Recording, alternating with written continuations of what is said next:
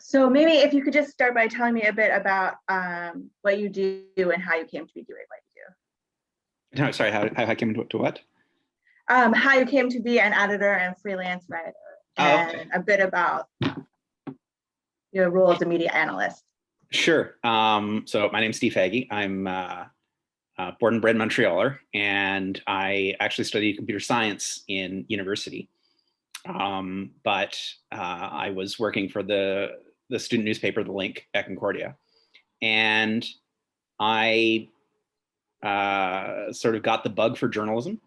I started a website for the newspaper, and then eventually decided, I'm going to give the journalism thing a try. So I took a Concordia's graduate diploma program in journalism, and that led to an internship at the Gazette, where I've been since 2005, so now 16 years.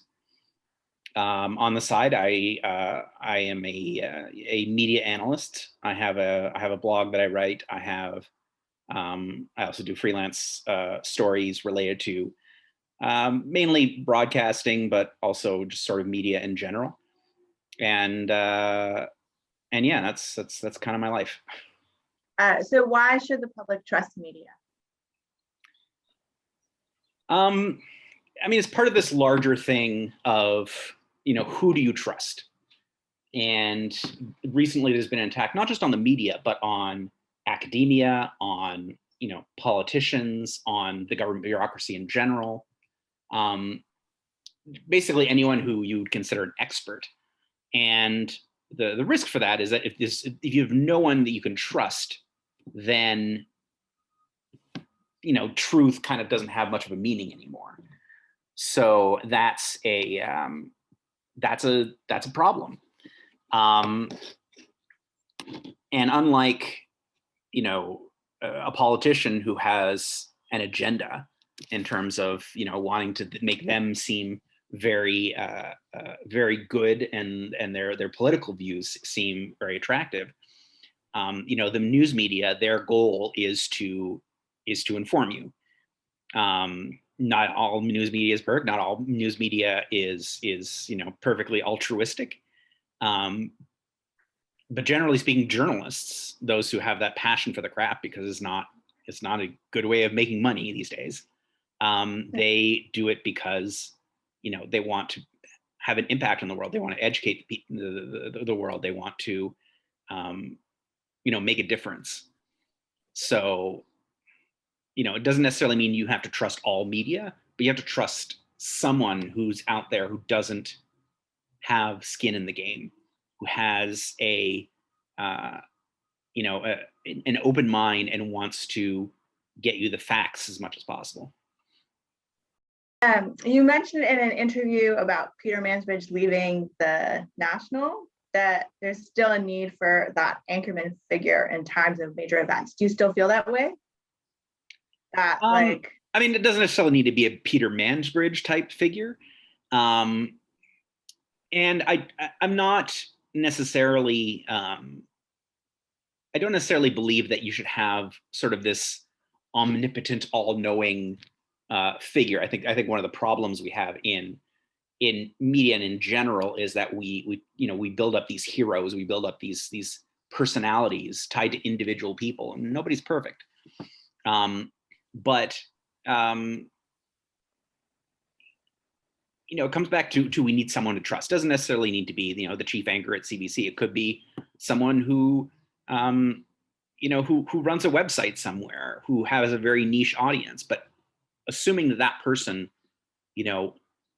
that person's goal is to inform you as opposed to manipulate you, then yeah, that you need people to trust, basically. So it doesn't necessarily have to be that like patriarchal sort of no, I think we can do with a little bit less patriarchy maybe, but no, it doesn't need to be the way things used to be, but at the same time there needs to be sort of an unbiased arbiter. You can't just be like, well, omnipotent and unaffected journalism is passé. So I'll just believe whatever some activist on the internet says. Like, you need, if you're not willing to do the effort yourself into looking into things, you need to be able to trust people who, you know, put the truth above whatever agenda they have. And can that ever be replaced by an algorithm or an automated system? It'd have to be a human. Yeah, the thing with algorithms and computers and you're talking to a computer science graduate, and I think computers do a lot of good. They're very good at things that are very mechanical. So if you want to report on, you know, a hockey game or the financial results of some, you know, big company in their financial reports, computers can do a relatively good job of that. And we're seeing that actually. You know, we're seeing artificial intelligence being able to create human sounding news stories based off this data that comes out. But is a computer going to be able to decide what is newsworthy? Is a computer going to decide what is, you know, what is interesting in a story? I don't know that that's something that is in the near term. Maybe it's something that is impossible to happen. I don't know. But yeah, I think there's still that need for the human factor, because journalism, like a lot of things, I think it is an art. It is something that requires that higher level of reasoning that we're not really seeing from computers yet.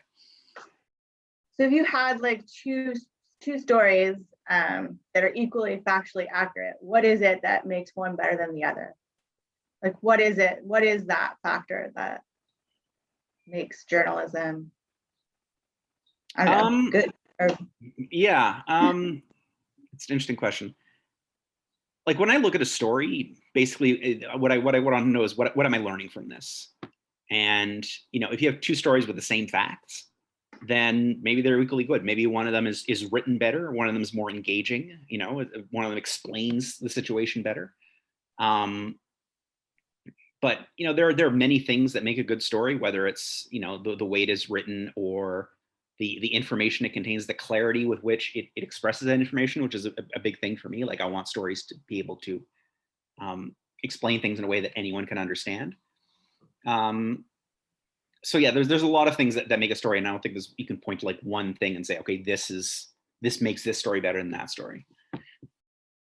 Do you think that public trust in media is a problem that needs to be, like, is it overblown, or is it as urgent as a problem as it seems right now? Or is that just like a cyclical thing and it's just come around again and it will go back the other way? And like, I think you can make an argument both ways. I think it is a problem. We see a lot of people who do not trust anyone.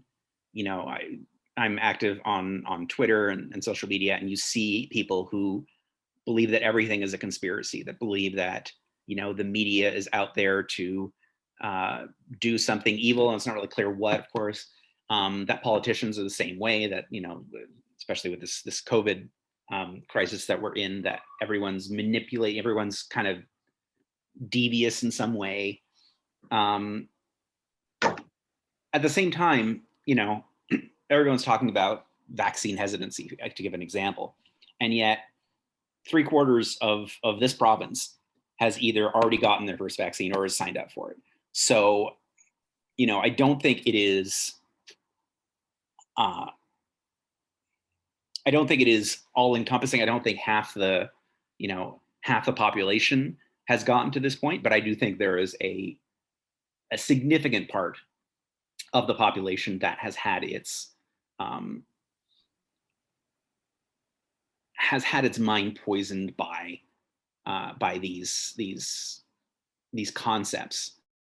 And I think it's going to continue to be a problem. And so long as people, you know, as long as it is either financially or politically expedient or profitable to exploit that, then we're going to see those forces continue to exploit that, and that's a serious problem. do you think would like diminish that? Like, what's your opinion on like nonprofit journalism, or like other sort of, I don't think nonprofit would change anything. A lot of people don't trust the CBC, and, you know, that's pretty much as nonprofit as you get. I think when it comes down to it, it's in one word: education. The more people know about something, the more they understand about it, the less they're likely to believe in crazy conspiracies because they know how things work. A little knowledge can be very dangerous when people don't quite understand the nuances. But if you give them more knowledge, I think it's better for everyone in the long run. So, better education from when people are children to when they're adults, and the news media is part of that. But sometimes the best stories are not, what is breaking today or what investigative thing your Freedom of Information Act people will come up with. Sometimes it's just like, hey, here's the thing, and I'm going to explain it to you so you understand. And those are stories that I like, because I think they do a lot of good, even if they might not seem like, oh, they're particularly newsworthy or particularly groundbreaking. They can change minds. They can educate people as to what's going on around them. And so this is like a fact-checking type idea. So can you tell me about a time when you were personally impacted by inaccurate reporting, and how did you respond? Like I guess as a what's that? Like inaccurate reporting about me? Personal experience. Like, have you ever had a personal experience of like something being published that was had a huge error in it? Or I mean, I've definitely screwed up. There's no question about that. And you screw up on all sorts of things. Sometimes it's the spelling of a name, which in the grand scheme doesn't make much of a difference, but for the person whose name you've misspelled, it makes you look bad. It makes you look really bad because it's something very basic. And if you can't get that right, then how can you get anything else right? When I was at Concordia, I worked for the Link. I covered student politics, and boy, student politicians, they really care when you get things wrong, or not even when you get things wrong, but you seem to get things wrong. I had the president of the student union literally take a ruler to a story and say that I had given, the opposing side in a debate more column inches in a report than I gave to him. And that's something you have to live with. And it's actually part of the reason why I think that working in student journalism is a very useful training ground for working in quote unquote real journalism, because, unlike in academic papers that aren't seen by anyone, when you're covering someone and they react when you get things wrong, you learn the importance of getting things right in the first place. So yeah, I mean, I can't think of a really interesting anecdote to give you right now, but definitely, like, especially covering student politics is a big training ground as far as if you get something wrong, you're accountable for it. If you had the power to change one regulation in Canada, what would it be and why? Specifically related to media or just in general? Yeah, specifically related to media, not just like anything. It's a good question. I cover the CRTC and regulations related to broadcasting quite a bit. So, I'll just put that aside and focus, I guess, specifically on the news media.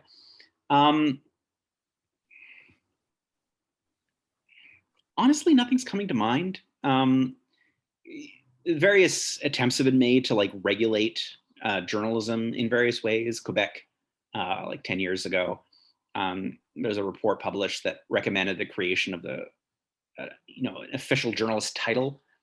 So kind of like a license that you could get to become a journalist. And I was pretty strongly against that, because I'm a firm believer that journalism is not something you are, it's something you do. And, you can be a journalist, or you can do journalism without necessarily being a journalist. So I think it generally works well if it is not unregulated, well, loosely regulated. We have laws related to libel and things like that.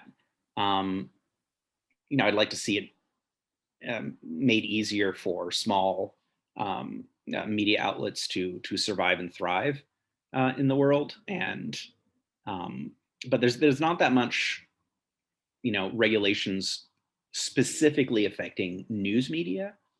So it's kind of like I'd prefer to stay that way more than anything else. So you can't point to a regulation, say, okay, this needs to be changed, because a lot of them, they just don't exist because of how, for reasons of freedom, the news media in particular isn't very well regulated.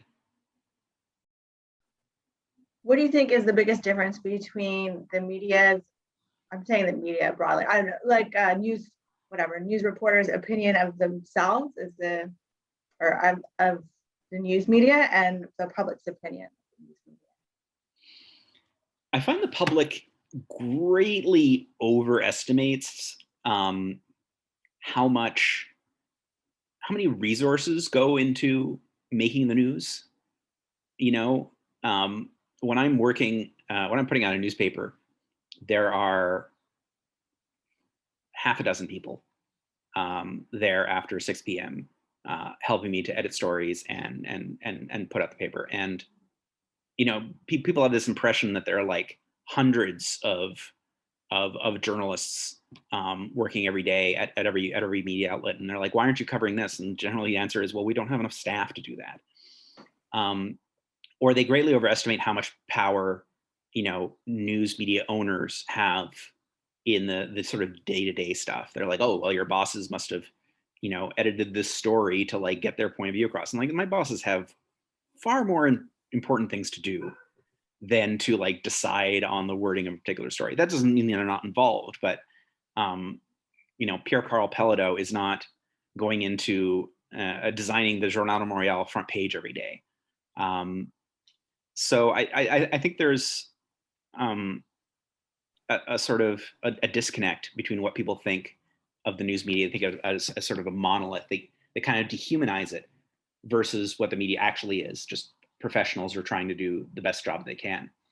And I think the media is kind of a bit responsible for that too, because they are very standoffish. They are, they tend not to engage. The reporters will sometimes engage with people, but like, the higher up you go, the more sort of corporate they sound. And it's something I hope will change over time. We have people, just be a little more honest with everyone and be like, okay, this is how we approach this thing. We're going to lift the veil of secrecy, lift the curtain a bit on how things work, how the sort of the sausage is made. And I think the more information you give to people, the more understanding they tend to be about how things work, and the more forgiving they tend to be mistakes. Do you think that would is there like any danger of there being a potential negative impact to that, whereas there's already so much online content that's not produced by like a big news outlet? Do you think if people knew like how little difference there was between like a blog and a news outlet, or is there like that the danger of part of like the value of news is that it's like if you're too open with the methodologies, do you think that devalues it, or do you think that would make people appreciate it more? Yeah, I think you can argue that there's a potential negative PR side to it. Certainly, if you're like, actually we don't have nearly the kind of resources that you think we do, and we're just kind of flying by the seat of our pants here. But I think that's probably outweighed by the benefits of people sort of understanding how things are done. Without revealing, I guess, trade secrets. There aren't too many trade secrets in journalism anymore, but but yeah, I think there are definitely news organizations that don't want their dirty laundry aired out in public. But I think the more honest you are, the more transparent you are, the more people trust you. And I think beyond everything else, even beyond the financial problems, the biggest crisis facing media is trust. Is people don't, because they don't understand how it works, they think the worst, and they don't trust what is coming out there. And I think transparency is the biggest solution to that. What do you think the Canadian media landscape will look like in 20 years? 20 years. Who knows? I mean, 20 years ago. Or what will the news look like 20 years? Yeah, I mean, 20 years ago, we didn't have social media. We barely had the internet. Newspapers, I look at my newspaper, for example, we had maybe 200 people working there. The copy editing desk alone, just for news, was like 30 or 40 people putting out a paper every day. You'd have dozens of people, walking around the newsroom. Now it's a handful.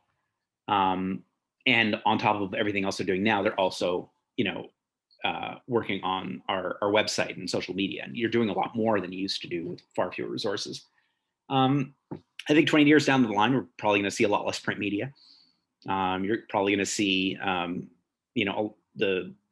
lot of daily newspapers either switch to weekly or go entirely online or completely disappear. We'll probably see more consolidation, although the media is already pretty consolidated. Radio and TV, the way they do the news is probably, it'll be propped up probably by regulators, but it's just so long you can keep trying to save that. And so we'll see less of that, but we'll also see a lot more, online startups. We'll see a lot more sort of niche outlets. Newspapers used to be everything to everyone in a particular city. It would have news, it would have sports, it would have business and culture and all that. And there'll probably still be a bit of that, but if you're interested in something, you tend to be interested pretty deep. And that sort of superficial, just barely scratching the surface kind of journalism isn't probably going to do things for you in the future. So you see a lot more niche, either subscription-based or advertising-based media platforms that take that interest that you have and go deep in it. And I think we're probably gonna see more of that over the years, especially as the sort of mainstream media start shedding these beat reporters, these journalists who cover specific industries who they can't afford anymore because the newspaper is declining. You'll see these journalists in particular and others sort of go into these sort of niche publications or create their own. And I think you see more of a fracturing, and which isn't necessarily a bad thing, although it does have its downsides. You see the fracturing of the media in more specialized stuff that is less geographically based, like a newspaper was, and more separated by topic. What do you think is the biggest threat to news media, to freedom of the press, technology-wise? There's a lot. Government regulation is a big threat, whether it's overt regulation of like licensing news media, or the threats that come from aggressive prosecution or just lack of available information. We're seeing the Canada has a Freedom of Information Act, but it tends to be abused by the government, which tries to keep as much information hidden as possible. And unlike in the old days where you can talk to have a conversation with an MP or something, or even fish something out of the trash, the governments tend to be a lot better at securing information they don't want to get out. So it becomes a lot harder to do that. There's the financial side of it too. People don't want to pay for news these days. We're seeing some organizations kind of fighting back against that. Again, very, very niche, very specific stuff that people want to pay for. Business publications, sports publications like The Athletic, that because people are very interested and they're willing to pay that extra, not so much, maybe $5, $10, or in the case of trade publications, more because it's their employer who's paying for it. But yeah, we're going to see a lot fewer journalists in the future than there has been. And then trust. The world in general is getting more polarized because people have found that it is, in their interest to accelerate, to fuel that polarization. As long as that continues, people are not going to trust media that is not on their side. They're going to think, well, this is to the left of me, therefore this is far left, and we can't trust it. Or this is to the right of me, therefore this is with the far right fascists, and we can't trust that either. So I think I can tell you which is the biggest threat, but those are the big threats that I see for the news media in general. Other than education, what do you think would help improve that trust? I mean, like I said before, transparency is a big thing. Just arming people with information, and engaging with them. I engage with people very often on social media, and they ask questions, and I try my best to answer them. And sometimes they're set in their ways. They have their opinion. They're not going to back down from it. And okay, fine. But often people they're asking questions. They want to know. They want to know things. Sometimes they're passionate. They're angry. They're frustrated. They don't understand why something's going on. And the more you can explain to them about how something's going on, maybe you're not going to change their mind, but at least you're going to give them a bit of context, give them a bit of insight, and that will help sort of shape their opinions. So, just the more information we can get out there, and the better we can explain what is out there for people who, I'm not an epidemiologist, so I need someone to explain to me how this whole COVID thing is going and how it's going to end. So yeah, the more information we get there, either through education, through transparency, through the government releasing more information, the more information we can get out there, I think the better we'll be. Do you have any thoughts on blockchain and journalism? I have some skeptical thoughts. Like I'm trying to understand what it is used. Like, I understand the concept of the blockchain, and I understand that it is a tool that can be very useful in certain situations. I don't understand what problem it is trying to solve and how it is trying to solve it. Are you asking me? I mean, you're the one with this project, I right? think, what's that? You're the one with this project, right? And I watched most of the video you sent, and there's a lot on like how to report problems with stories, and that's great. But like, what does the blockchain do exactly?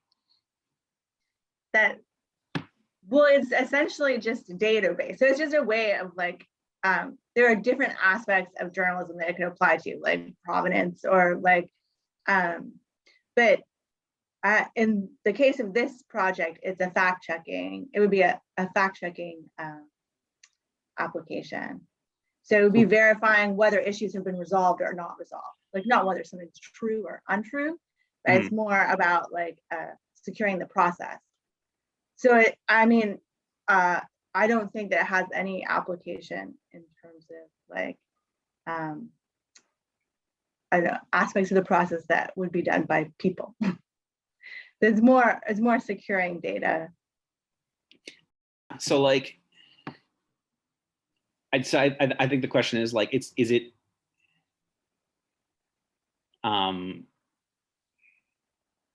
So it's like I don't think the data not being secure is the problem.